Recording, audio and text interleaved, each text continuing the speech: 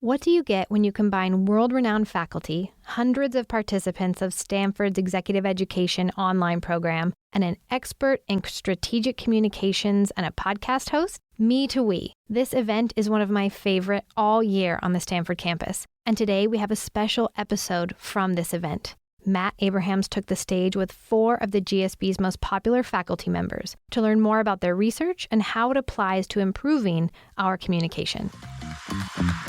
I'm Jenny Luna, executive producer of Think Fast, Talk Smart. Get your pencils out and enjoy this peek into a panel discussion, Think Fast, Talk Smart style.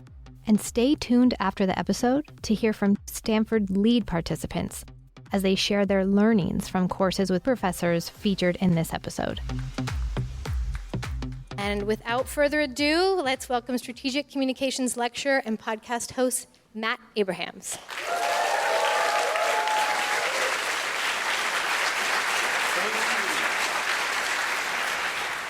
Big thank you to Jenny. The show could not run without Jenny. I am thrilled to be here with all of you to do a live version of Think Fast, Talk Smart.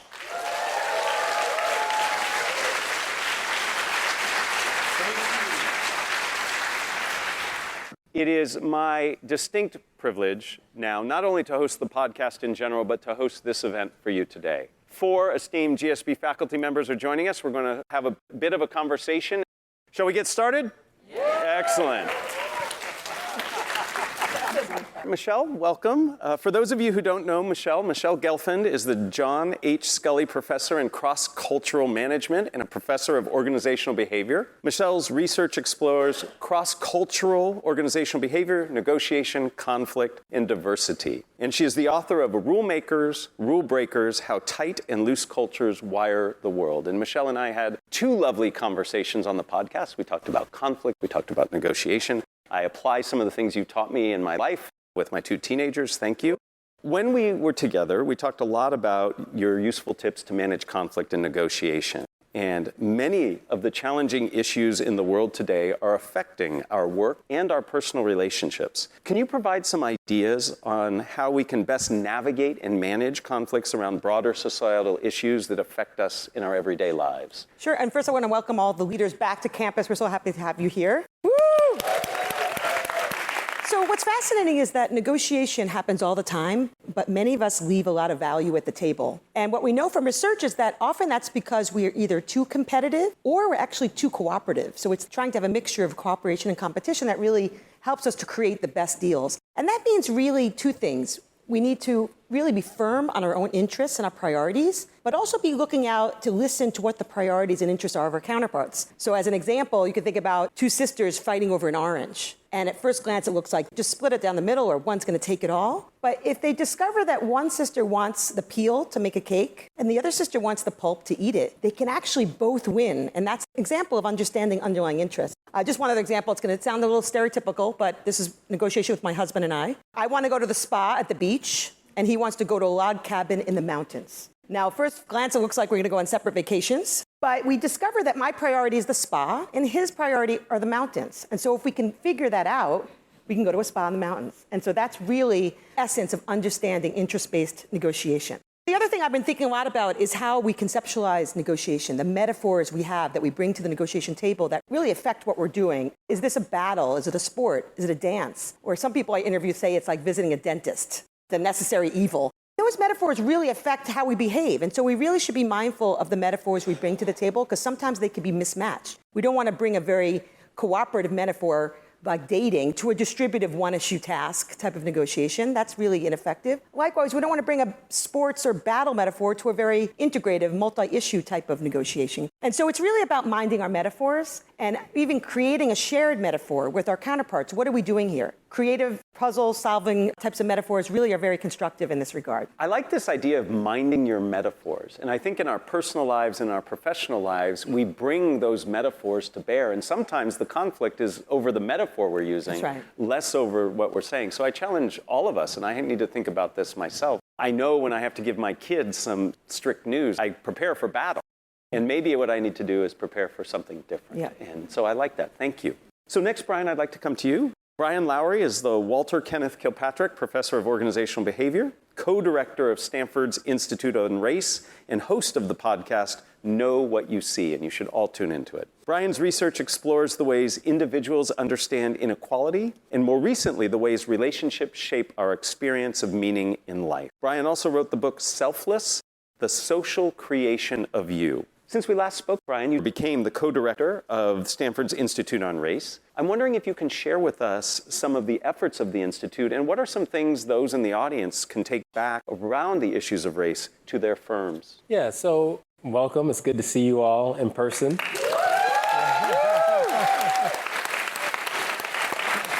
So the Institute on Race kind of gives the wrong impression. So it's really about the diversity of human experience. Like we look out here and you all are incredibly diverse. You're from different places, different communities. And the question is, in society, how do we manage that? Because it turns out around the world, that kind of diversity in people's experiences in the communities they come from and the places they live create stumbling blocks for us living together well. Living together in a productive way, everybody flourishing. And the Institute is designed to address the stumbling blocks associated with human diversity to us all flourishing together. And so you can think about around the world, different communities have varied access to healthcare, for example, or the criminal justice system works differently for some communities than others.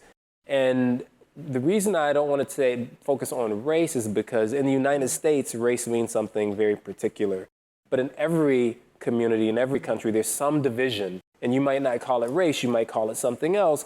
But whatever it is you call it, that's what we're talking about. So the Institute is designed to bring together the knowledge, insights of faculty, like the faculty up here, and pair that with communities, organizations, nonprofit organizations, governmental organizations to find ways so that diverse communities can flourish together. That's the goal of the Institute. And so when you think about that, I hope it's pretty obvious how you would connect that to being a leader. So if you're a leader and you're dealing with a diverse set of people that either work with you or a diverse population that you sell to or interact with, how do you create the situation such or create the parameter such that you all either work incredibly well together, that everyone has opportunities to succeed and demonstrate their strengths, or that all of your clients feel equally respected so that they want to come back to you and continue to work with your organization. So I think the general thrust of the Institute is a part of how we should all think about engaging both in our organizations and in the communities we live. I think the notion of branching beyond your organization and connecting more broadly can be very helpful. And it strikes me that some of the things Michele was talking about around negotiation and conflict play out as a result of these differences that you're looking at. And so I think the insights that come from the work that some of these faculty do could be helpful. So perhaps all of us can think about how we can reach beyond our organization to address some of these differences. So thank you.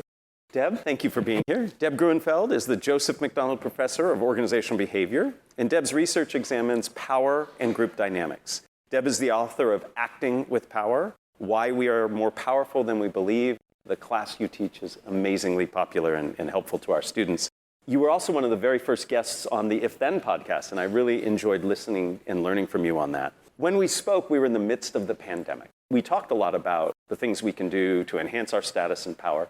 I'm curious, now that we are back in person, or at least hybrid, do you have some thoughts now that are newer or different from what we talked about back in the day? Yeah, sure. First, let me just join the chorus in welcoming you and thanking you all for being here with us today. It's a general rule of thumb when it comes to signaling power or status is the simple idea of taking space, taking more space. And in the real world, on the ground, like where we are today, we can understand what that means in terms of like physically spreading out. Like, you know, we're all kind of doing that, especially if I like reach over and touch someone, then I'm really taking liberties with the amount of space that I've been entitled to. That's the idea. That was the idea. So here's an interesting thing that we noticed about going online during the pandemic. Zoom is a very interesting, and I think Skype and all of these different platforms that we've used, a very interesting environment because everyone gets a square the same size. So it's like the great equalizer, you know what I mean? Like people who are used to having power and influence based on how they use their bodies are really disempowered by this environment. I've had a lot of people come to me and say, you know, I don't know what to do. I did not realize how much I rely on my physical presence in order to connect and get things done. So there are a couple things that I've noticed about this environment. One is not that surprising. The second one has come as a real surprise to me. So the first one is that one of the ways you could think about taking space has to do with the way you speak. And in a Zoom environment, in a virtual environment, your voice and the way you speak is one of the only instruments you have left. So the idea of applying the notion of taking space to the way you speak, so slowing down a little bit when you're speaking, you know, not rushing, being comfortable owning silence. So the rule of like more time and fewer words is definitely a more authoritative way of speaking than what many of us do and what I'm probably doing right now, which is to speak quickly and try to make everything go as quickly as we can. So that's a little bit about speaking. I would say, too, something else that's very useful when you're thinking about relying on the way you speak is to make sure that you make space in your mouth for your words. When we roll over consonants, it's a low-power way of speaking. It's a non-threatening way of speaking to not make short, sharp sounds. So something else you can think about when you're in one of those moments where you're trying to maximize your expertise or your authority in a Zoom environment is to just make sure that there's space in your mouth for you to hit every sound in every word. That's the speaking part. Here's the most interesting thing that I noticed as someone who pays attention to how we signal power and authority all the time on Zoom. And that has to do with the way people have learned to use space or set the stage for themselves in their little box. So here's what I noticed. I don't know if you have noticed this yourselves, but I've noticed when, during the pandemic, when we were on Zoom a lot, and I had meetings with, you know, very important people, let's say like the president of the university would be an example. I noticed that the very important people showed up in a big formal room, not very close to the camera. And it makes sense if you think about it. One of the other signals of power and status and authority is psychological distance. So when we're very close to the screen, it's a little bit like leaning in. It's very friendly, it's very engaged, it's very warm, it's wonderful. But if you're thinking specifically about power and authority, you might want to think of creating more space around you and a more formal setting to signal that you're an important person who owns a lot of turf. I sometimes think about it this way. I'll notice like, oh, they've got a huge desk. Is that the desk they always use? Or is that the desk they're using for their Zoom meetings? So, you know, it's something we often don't pay a lot of attention to, but it is something that I've noticed, and I think that it's true. A little more distance from the camera, a little more formal space around you, I think is a way of signaling power and status in those contexts. I'm going to purposely pause long and simply say yes.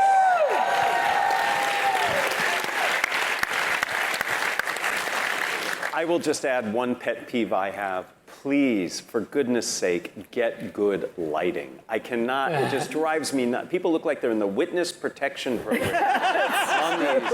Get some good lighting. And if you don't know how to get good lighting, ask a teenager, because TikTok has got it right, at least in terms of lighting. I think this notion of how we have to manage ourselves and our space is very different when we're virtual. And we have new tools, and it's interesting to see how we do that. I remember, I was sharing with them, when we came back for the first time, and my students used to see me in the box, and now they see me live. The first thing they say is, I can't believe how short you are.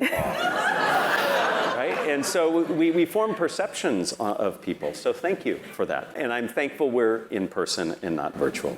Next is Zak. Zak Tormala is the Lawrence W. Lane Professor of Behavioral Science and Marketing. Zak studies one of my favorite topics, persuasion and influence, and we've had the great pleasure of teaching some courses together.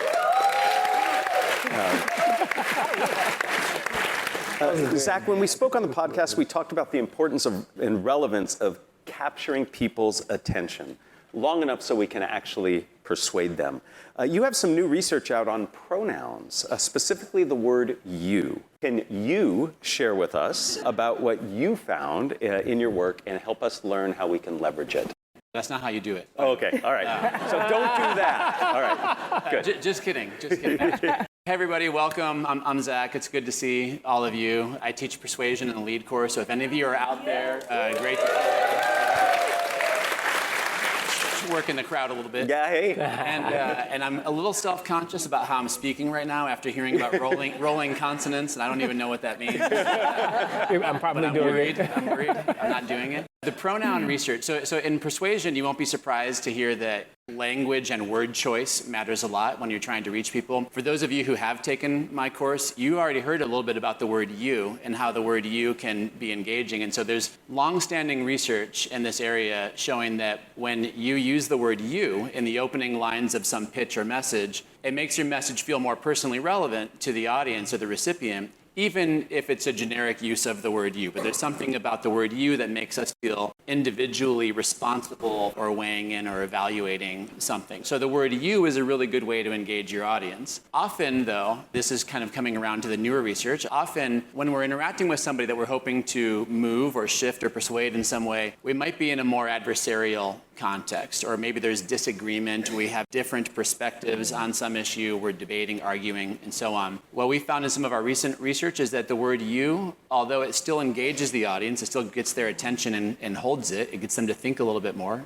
and tune in, that's still true, but it can also feel aggressive in the context of disagreement or adversarial discourse. And so what we've been looking at in some recent research is what you should do instead in those moments, and what we find is that changing out the word you, your, yours, those kinds of second-person pronouns, changing them out for first-person plural pronouns, so we, us, our, can create a more inclusive, receptive dynamic. And so what we've been testing is and finding is that in a neutral to supportive context, where everybody agrees, or at least there's no antagonism or tension, you is still great. That's still true. So if you learned that in my class, still true.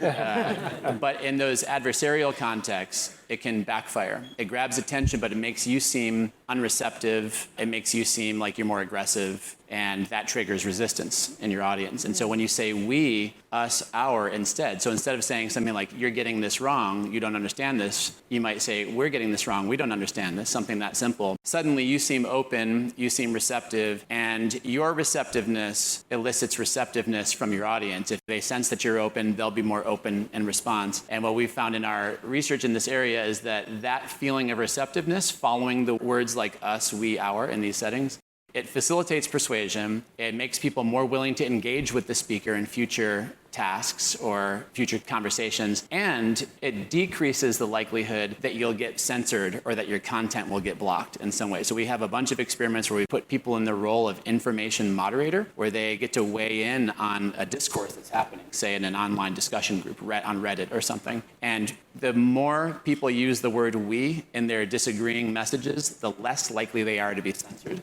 The more they use the word you in those contexts, the more likely they are to be censored. And we've even scraped real discussions from Reddit to look at this there and found that those pronouns predict censorship likelihood in Reddit as well. So real people who aren't there for our experiments also are censoring others based on their pronoun use in Reddit. So something that seems innocuous or trivial can actually have a pretty profound implication for the communication and people's openness and their willingness to collaborate, open up to others, and so on. So that's a little preview. If you've taken my course, you've also heard a little bit about the benefits of we, us, and our already. So this is not brand new for some of the people in the audience, but that's what we've been finding. Well, we are all very lucky to learn from what you've shared with us. I can imagine that some of these frames that Michele talked about, the way we frame our conversations, our conflicts and negotiation, might invite a different type of language use, so they can pair up nicely. So thank you. I know all of you are actively involved in new research and taking what you've already done and expanding it. I'd love to hear from each of you something that you're working on that you're really excited about. Give us a little foreshadowing of what's to come. Deb, would you mind starting? Sure. What's something Happy you're to working start. on? Sure.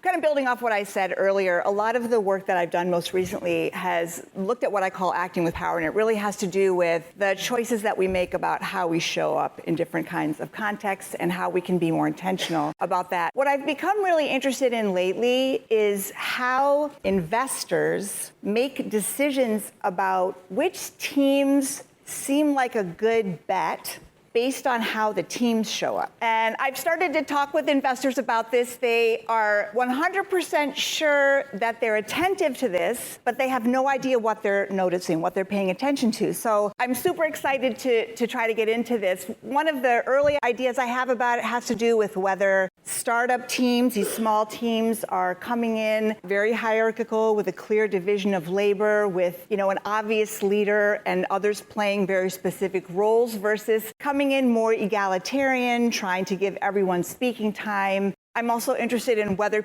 investors can pick up on whether there's agreement or alignment around the hierarchy that exists versus disagreement or misalignment around it. So those are just some of the things that I'm looking at, but very excited to find out more about all of our lay theories about what makes a good team, just paying attention to the dynamic of the team and what it looks like to us. It takes me back to this morning where many of you were involved in the Lisa pitching competition, and different groups had different ways of presenting their team and how they talked about the team, and that might influence how investors think. So thank you. That's it. Yep. Brian, what's something you're working on that you'd like to share?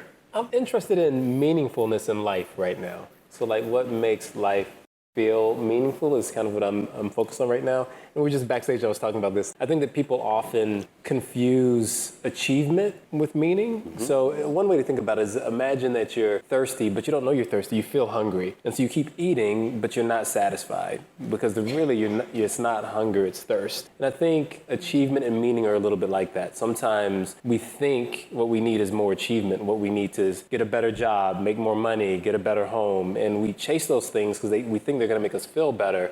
But my guess is most of you, if not all of you, haven't had this experience. You get these things and you're like, something is still missing. And the thing that you can think of is, well, it's missing because I didn't get the right house, so I don't have a big enough salary, or there's another job, and you chase that thing and something is still missing. I think what might be happening is that the seeking of meaning is harder to see clearly because it's more complicated than achievement, right? One, achievement is usually easy to measure, like if you've achieved the thing or not. It's instantly gratifying when you get the thing. It feels like great at the moment. And so it's only kind of in retrospect that you feel like this is not it. This is not exactly, something is missing. Meaning, on the other hand, is harder to quantify. Like, what does it mean? Like, how do you know when you got it? What does it look like? And the other thing about meaning is, research suggests it can feel uncomfortable. Pursuing meaning can feel uncomfortable. So it's not like when you're doing it, it doesn't feel great. Even if you get it, it doesn't feel great, but you might feel fulfilled in a way you didn't expect. And because meaning is more complicated and we don't really understand it very well, we spend a lot of our time chasing achievements and feeling unsatisfied with our lives. And so that's something I'm curious about exploring, helping people think about. How do you identify what it means when you need meaning? So you're clear about, want more achievement, or is it meaning that I'm seeking? And then once you identify that, what does it mean to pursue meaning? Like, what does that look like? And I'll just say one more thing here. What the research suggests is that achievement is about gratifying yourself. There's a self-focused nature of it. Like, I want a better house. I want whatever it is you want. And meaning looks to be more about doing something for other people, right? So meaning is about participating in someone else's story, or participating in a story larger than yourself. And the reason it looks that way is because there's this thing called significance, right? So you want to feel significant, which means you want what you do to matter beyond just you in that moment. Right? You want to think about when I'm gone from this earth, what will I have done, right? And participating in other people's stories will continue to persist even after you're gone. Your achievements are gone with you. That's just, you did it, and great, good for you, fantastic. That's a wonderful thing to have done, but it doesn't persist, right? Where participating in other larger stories can persist in a way that gives it significance. And I think that people have a hard time seeing that. But when you see it, you're like, oh, I get that. And then you can then figure out what it means to seek a meaningful experience. of life. So that's kind of what I'm interested in these days. Wow.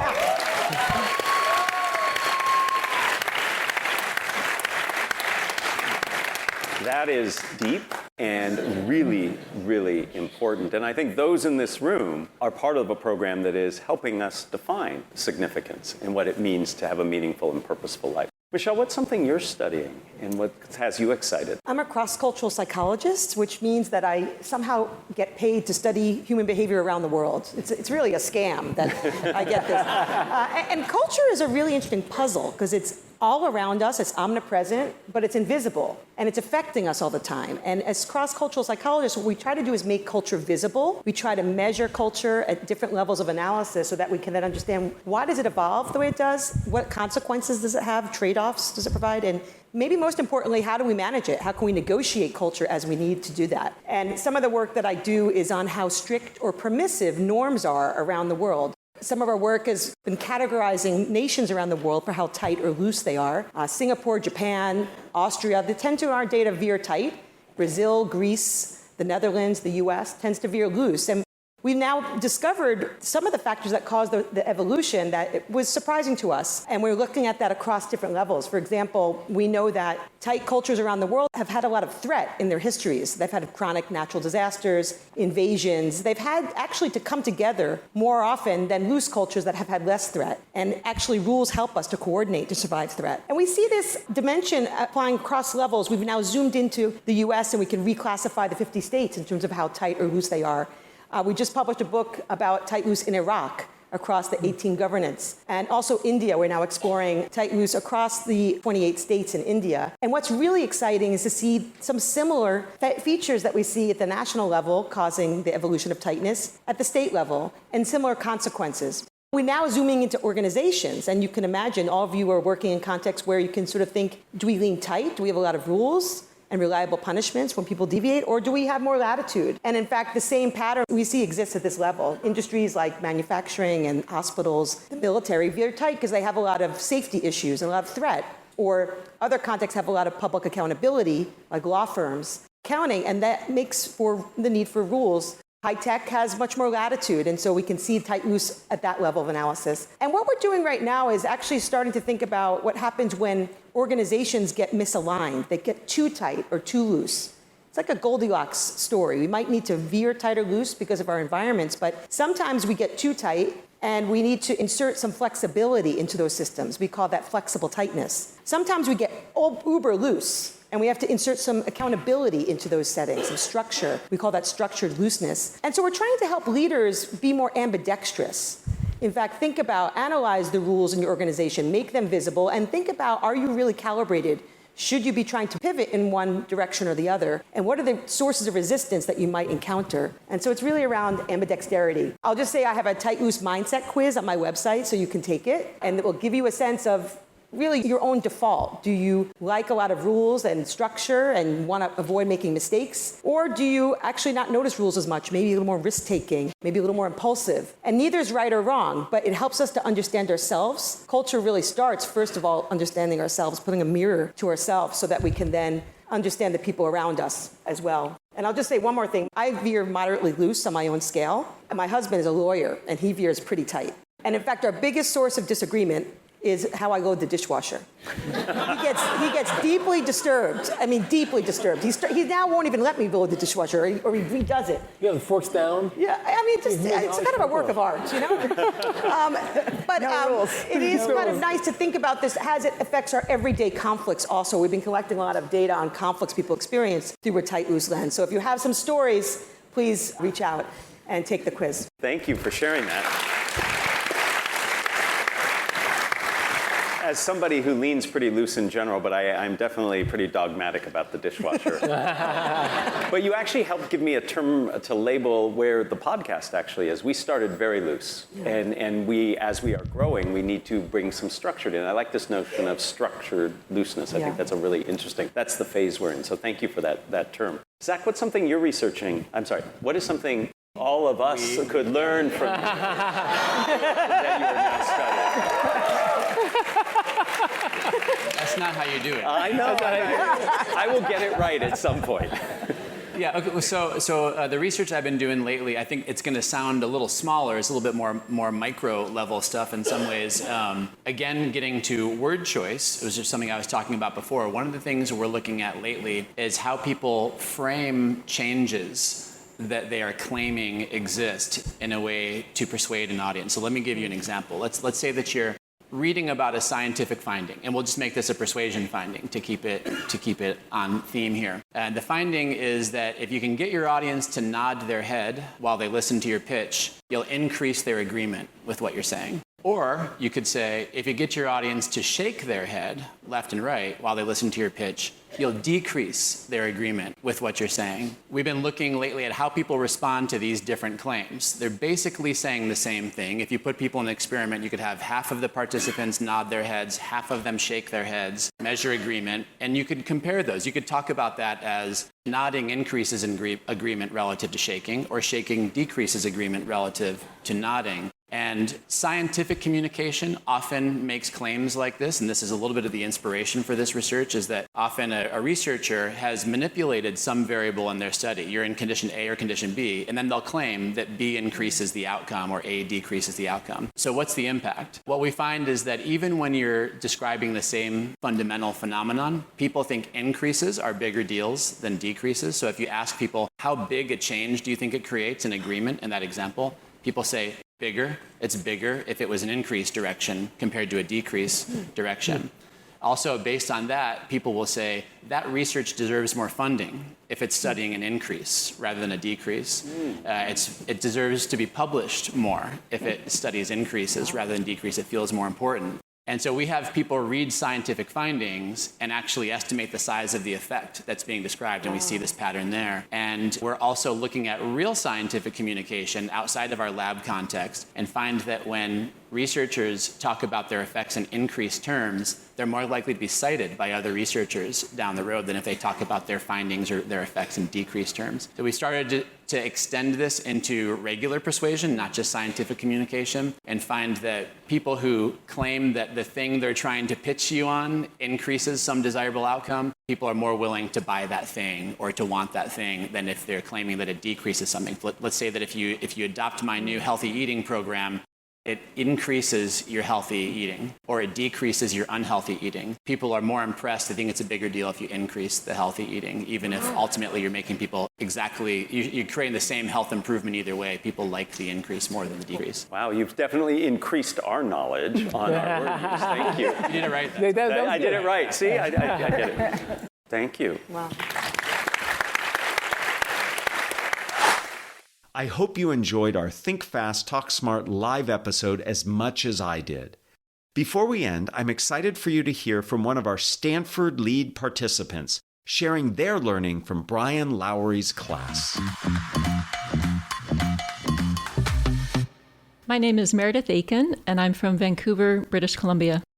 Probably the main thing that I have applied is perspective taking. And with that is the importance of trust and building trust to be able to have both a deeper conversation, but also to make sure that people understand that you are working in the same direction. You may have different opinions on how to get there. You may have difficult messages to get across, but if as a foundational layer, people can understand and trust that you are working in the same direction and that you are supporting them, it is absolutely critical to being able to move things forward successfully.